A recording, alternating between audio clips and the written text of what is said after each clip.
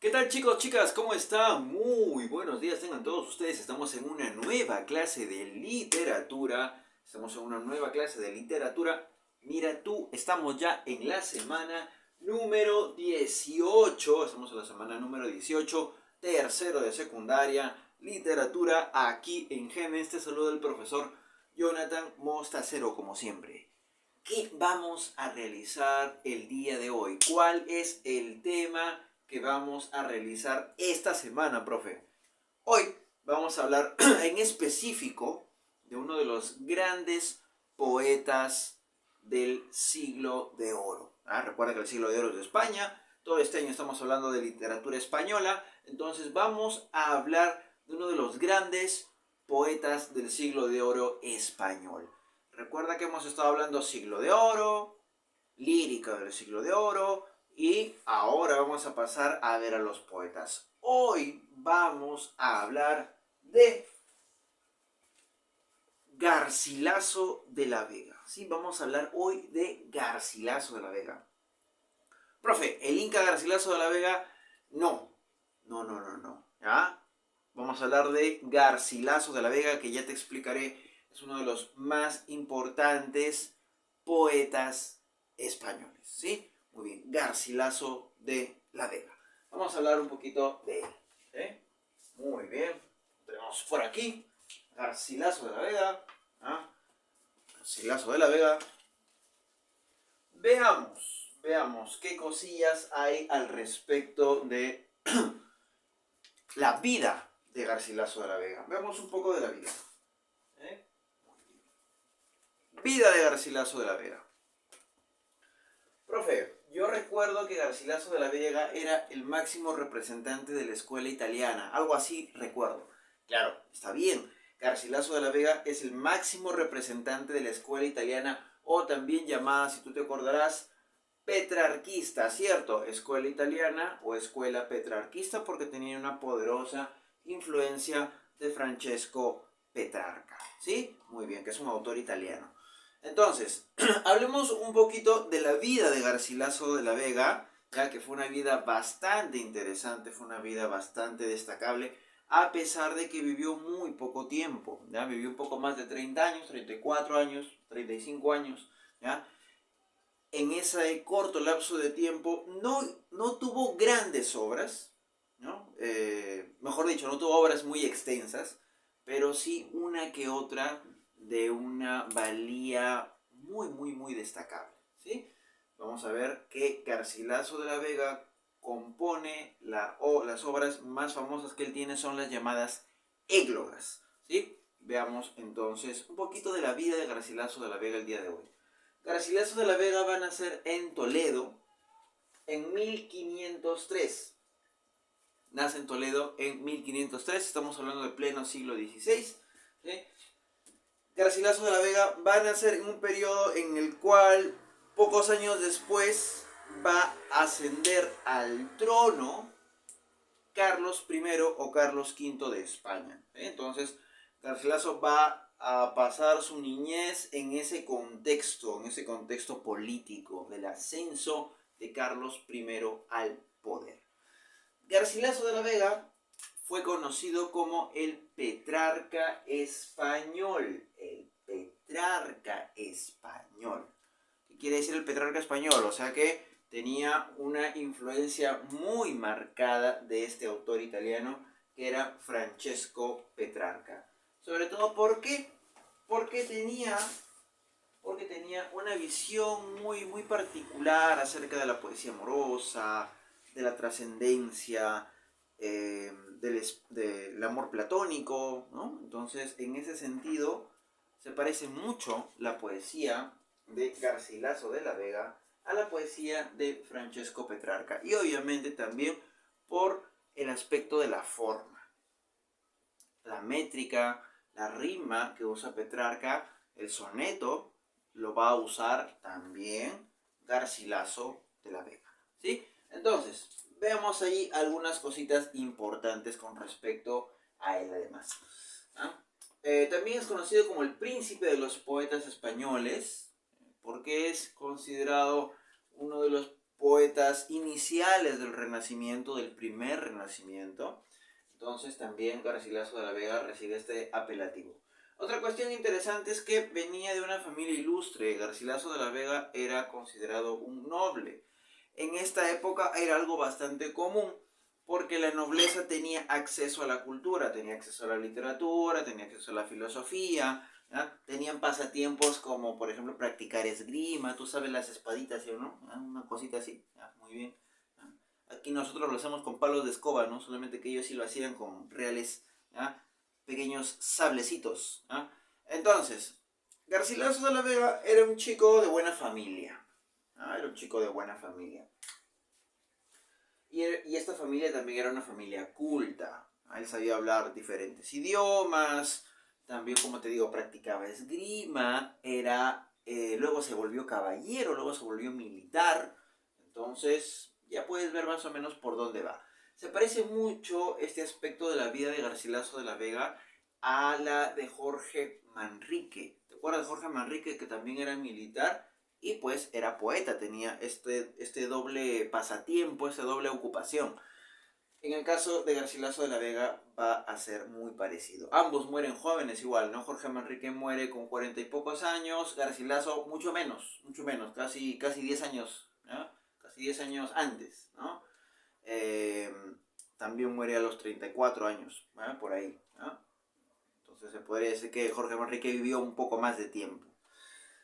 ¿Qué hay con Garcilaso además de estas cuestiones?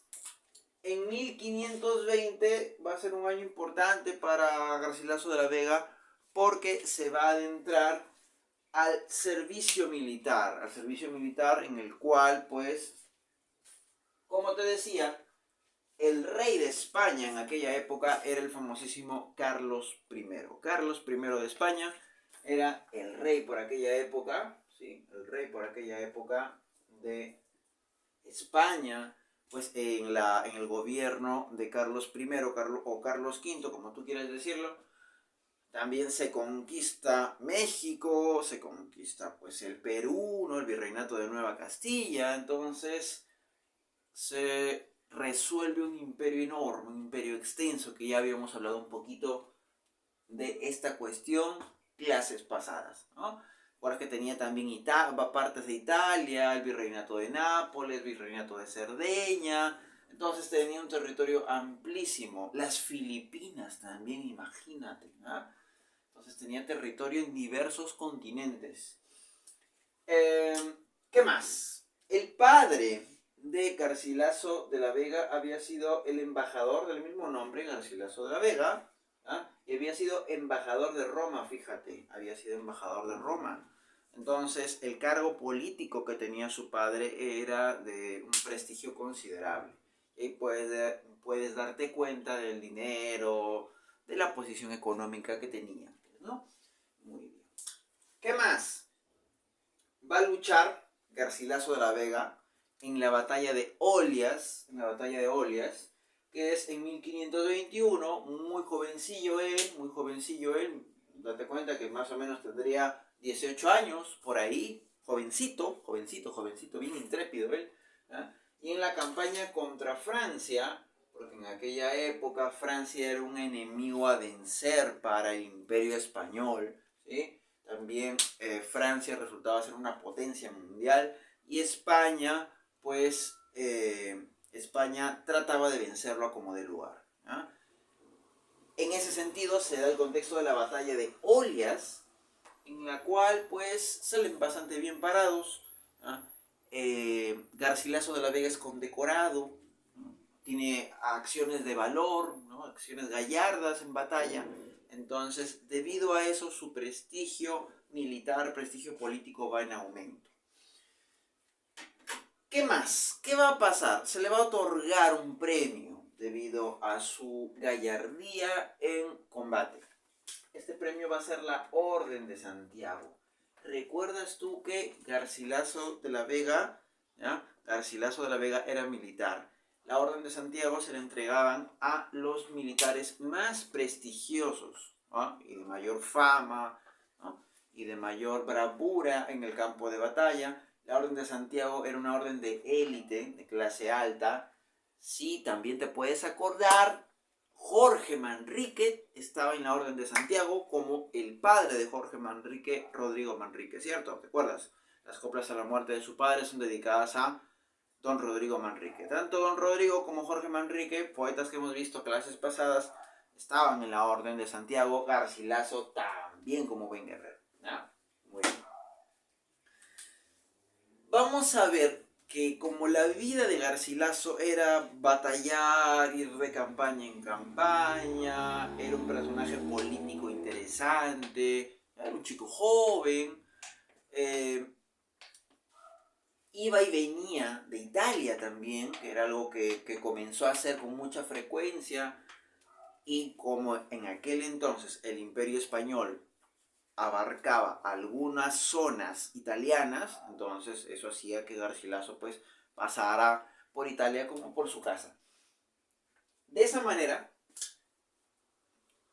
va a conocer a Elena de Zúñiga. ¿Ah? Elena de Zúñiga, ¿ah?, es una dama con la cual no se sabe mucho de ella, ¿ah?, no se sabe mucho de ella, pero llega a tener 3 hijos. ¿Ah? 3 hijos. Llega a tener 3 hijos. Entonces, en este sentido, resulta llamativo, ¿ya?, un poco la onda de misterio que tiene esta cuestión, ¿no? Hay una suerte de misterio con respecto a quién fue Elena realmente, ¿ya?, a los hijos de Garcilaso, que no se sabe mucho de ellos. Entonces, he allí una cuestión importante a más o menos resolver, tratar de saber qué pasó ahí, ¿no?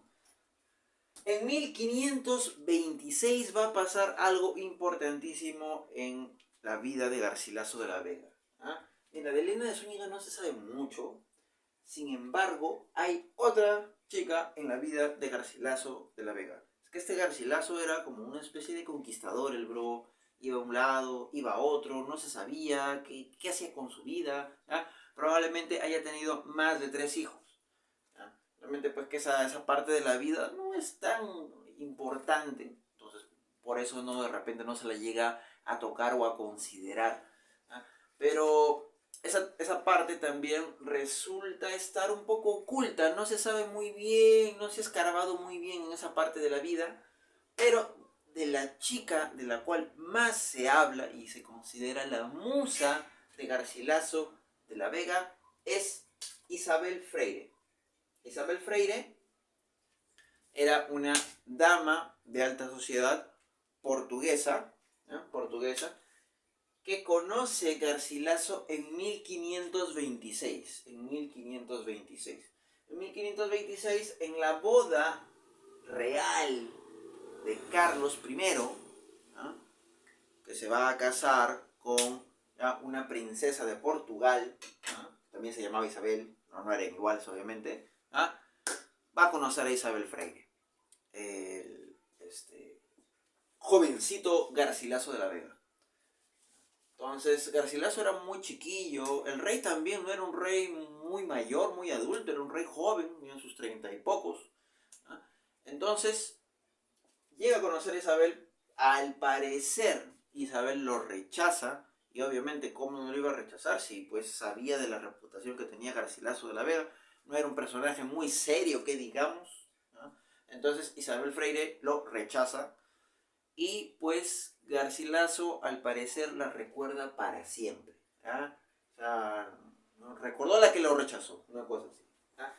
Y los críticos consideran pues que esta es la mujer que determinó el camino literario de Garcilaso de la Vega. La consideran como su musa, ¿no? Considerado como la musa de Garcilaso de la Vega, Isabel Freire. Muy bien. Perfecto. Entonces, esta chica portuguesa es influyente en la poesía de Garcilaso, porque vamos a ver que la poesía de Garcilaso en muchos tramos, en varios tramos, es una poesía amorosa. Es una poesía amorosa que por momentos es una poesía compleja, complicada, con referencias mitológicas, muy llamativa, y se parece bastante a la poesía pues de Francesco Petrarca, que es el autor al cual él más admiraba. ¿Ah? Muy bien, muchachones. Muchachonas. vamos a ver que era un tipo refinado Garcilaso, ¿sí? Era un tipo refinado. No vayas a pensar de repente, ¿no? Mucha gente a veces estereotipa a las personas, ¿no? Dice, ah, no, él es militar, él no lee mucho. O no, estudia literatura o estudia una carrera así muy de letras, así. No creo que sepa, no, pelear, no, lo militar, lo deportista, no es para él. En el caso de Garcilaso, no. Hacía ambas cosas y las hacía muy bien. ¿Ah? Entonces, ¿qué pasa con Garcilaso? Además de ser muy bueno en batalla, él estudió arte, estudió literatura, estudió idiomas como el griego, estudió idiomas como el latín, estudió italiano, porque era obvio que tenía que saber italiano, porque tenía una fuerte influencia de la escuela italiana, ¿no? De la literatura italiana. Estudia francés también. Bueno, más que estudiar francés, él pues iba a campaña en Francia, se enfrentaba, o sea, el enemigo común eran los franceses en aquella época, entonces pues tenía que saber cómo conversar, dialogar con el enemigo. ¿Ah? Pero lo que sí estudió fue el griego y el latín, sí tuvo que leerlos, el italiano pues también. Y allí se puede ver la influencia clásica que tiene Garcilaso de la Vega. O sea, leía autores griegos, como por ejemplo Homero, Esquilo, Sófocles, te seguro que te suenan esos nombrecitos, ¿no? Es la literatura clásica griega, ¿no? O sea, la Ilíada y la Odisea, Edipo Rey, ¿no? La Orestiada, esas cositas. O también la literatura latina, como por ejemplo la poesía de Horacio, o la Eneida, cuestiones por el estilo. Entonces sabía de estas cosas porque era lo usual en la clase alta tener esta educación, ¿no? Como que quien tiene dinero, quien está en la clase alta de la nobleza, tiene que saber de esas cosas, ¿no? Entonces Garcilaso le saca provecho, estudia eso y también le fascina la literatura y en sus tiempos libres hacía literatura. Miren mis amigos, mis amigas, Garcilaso de la Vega en vida no era conocido como literato. Nosotros lo estudiamos como literato ya cuando después de muerto la gente se enteró, oh, ¿qué escribía? Ah, yo no sabía que escribía, yo solamente pensaba que era luchador o caballero. ¿Ah? Eso le pasó a Garcilaso de la Vega, o sea, se murió sin que la gente sepa que le escribía.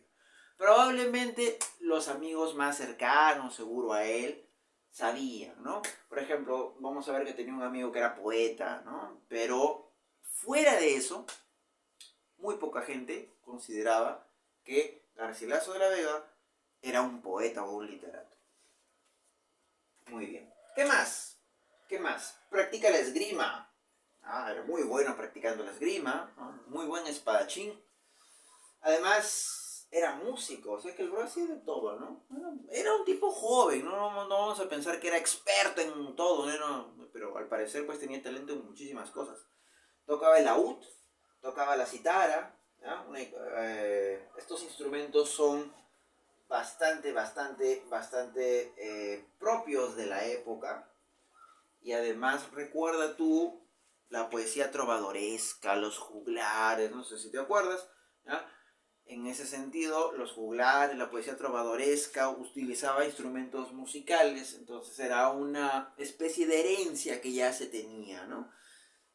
Y obviamente, como estábamos en las cortes, porque Garcilaso de la Vega representaba a la nobleza, era usual que también toque esos instrumentos musicales. En 1530 va a pasar un hecho bastante polémico para el pobre Garcilaso de la Vega. ¿Qué va a pasar? ¿Qué va a suceder? Que va a haber una boda. Hay una boda. Y esta boda va a ser la boda del hijo de su hermano mayor, su hermano Pedro, ¿sí? Se va a casar con Isabel de la Cueva, varias Isabeles en la vida de Garcilaso, ¿verdad? Con Isabel de la Cueva. ¿Qué sucede? A esa boda, en la cual se estaba casando el hijo de su hermano con esta chica llamada Isabel, que no es Isabel Freire, es otra Isabel, va Garcilaso. ¿Qué pasa? Nunca debió ir a esa boda. ¿Por qué? Al parecer, el hijo de su hermano Pedro, o sea, su sobrino, ya se había casado antes con otra señorita. Al parecer. No se sabe muy bien esto, ¿ya? Entonces, si se estaba casando por segunda vez, estaba cometiendo bigamia. Eso se le llama bigamia, ¿no? Casarse dos veces está prohibido, obviamente. ¿Ya? Pena de cárcel. ¿Ya? Hasta ahora. ¿Ya? En España, obviamente, también. ¿Qué sucede? El rey, como era bien católico, el rey Carlos V, bien católico, dijo, ¿cómo vas a hacer eso? Se asó recontra. Quien vaya a esa boda yo lo destierro.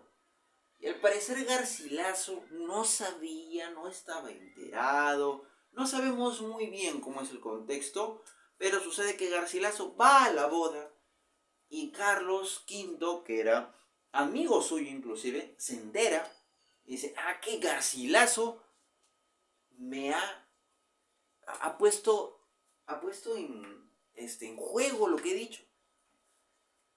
Lo que pasa es que a Garcilaso lo destierran, lo sacan de el Imperio Español. Entonces se achoró bien feo Carlos I, lo botó a su amigo, ya lárgate, ¿no? ¿Ya? Estás entrando a la boda de un tipo que está maldito porque se ha casado dos veces, o algo así más o menos suponemos, como te digo. ¿Ya? Entonces Garcilaso es desterrado. Por ignorancia, por de repente aventurarse o qué sé yo, Garcilaso es desterrado. Esto resulta muy dramático, pues, porque Garcilaso tenía una vida. Imagínate pues que tú estabas en Perú y de pronto te dicen, ¿sabes qué? Pedro Castillo te dice, ¿sabes qué, amigo? Chao, ¿no? Amiga, vete, ¿no? Largo, ándate a cualquier lado menos el Perú, ¿ya? No tienes tu casa, ya sal de acá. Así como el mío Cid, ¿no? Lo desterraron, una cosa parecida. Y fue desterrado a la isla de Danubio, que pues era parte del Imperio Español, pero pues estaba bastante lejana, bastante lejana en el Mediterráneo. Cuando esto ocurre, Garcilaso pues está totalmente sad el bro, ¿ya? Imagínate, ¿ya? No tenía amigues a quien le lea sus poemas, no tenía con quién practicar esgrima, estaba recontra solito, pero tenía amigos. El duque del Alba, había sido un amigo con el cual Garcilaso había participado en algunas campañas, como por ejemplo en la campaña contra Francia. Entonces, como el duque del Alba era amigo suyo, el duque del Alba, por cierto, es un título, ¿ya? Es un título nobiliario. El duque trata de interceder por él. ¿Qué hace el duque? Gracias a él se le levanta el destierro y Garcilaso se marcha a Nápoles. ¿Dónde queda Nápoles? Queda en Italia. Se le perdona el destierro, marcha a Nápoles y en Nápoles es protegido por el virrey Pedro de Toledo. Pedro de Toledo había sido amigo también de Garcilaso de la Vega, también al parecer lucharon juntos en alguna oportunidad y como virrey lo llega a proteger, está ahí, ¿no? Entonces, no era lo mejor porque no estaba en su casa, pero a nada, ¿no? Ya estaba ahí en Nápoles. Y cuando está en Nápoles llega a perfeccionar su poesía, llega a estudiar mucho a los clásicos y allí llega a hacer sus grandes obras, las que pues se darían a conocer después de que él muriera, ¿no? Por ejemplo, las famosísimas églogas, ¿ya? Son de este periodo. Muy bien. Recuerda entonces a el virrey Pedro de Toledo que le dio su casa, que pudo vivir con él, y también recuerda al duque de Alba que fue quien intercedió por él, ¿ya? Carlos V, al fin y al cabo, se hablando, dijo, bueno, ya, pues déjalo que esté en Nápoles, ya, sáquelo de Danubio, pásenlo a Nápoles. Entonces, intercedieron por él, la importancia de la amistad, ¿ya? ¿Qué sucede? Como Garcilaso fue perdonado, Garcilaso tenía estas ganas de sacrificarse por su país, estar bien bacán, bien ready por su imperio, por el imperio al cual él pertenecía.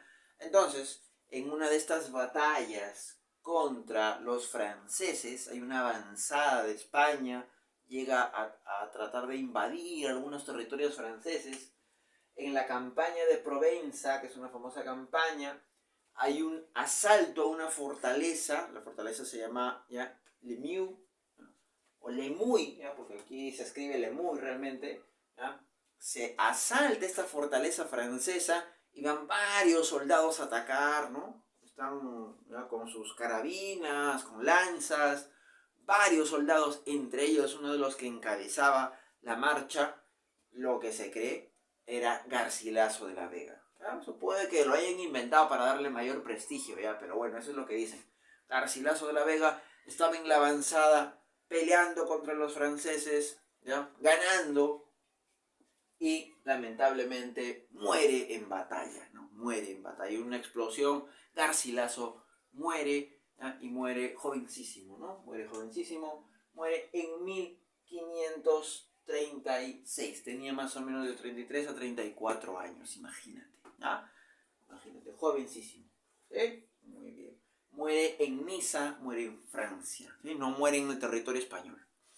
Perfecto. Entonces, triste, una vida corta, una vida con muchos altibajos, una vida bastante interesante, bastante llamativa, para acabar simplemente, para acabar.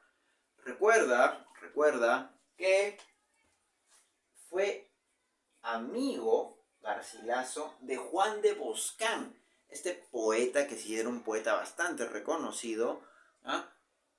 Este poeta Juan de Boscán, en cierta forma, instruye a Garcilaso en la poesía de Petrarca en la escuela italiana, porque era mayor que él, Juan de Boscán. Entonces se puede decir que Juan de Boscán es algo así como una especie de maestro para Garcilaso de la Vega. Ambos son los representantes más importantes, más destacados de la escuela italiana. Y es el máximo representante de Garcilaso de la Vega, por ende, de la escuela italiana, ¿no? De la escuela italiana. La escuela italiana de poesía. Muy bien. Recuerda que escuela italiana es española, ¿eh? Solamente que se llama escuela italiana porque recibe influencia de los italianos. ¿Qué pasa? En Italia, cuando estuvo en Italia, estuvo ¿no?, pensando de repente en Isabel Freire, ¿ya?, añorándola, ¿no?, las cosas que uno hace cuando está enamorado, ¿ya?, y no le dan bola sobre todo, ¿ya? Cuando estuvo en Italia, y supongo que se habrá cansado de pensar en Isabel Freire, se dedicó a estudiar.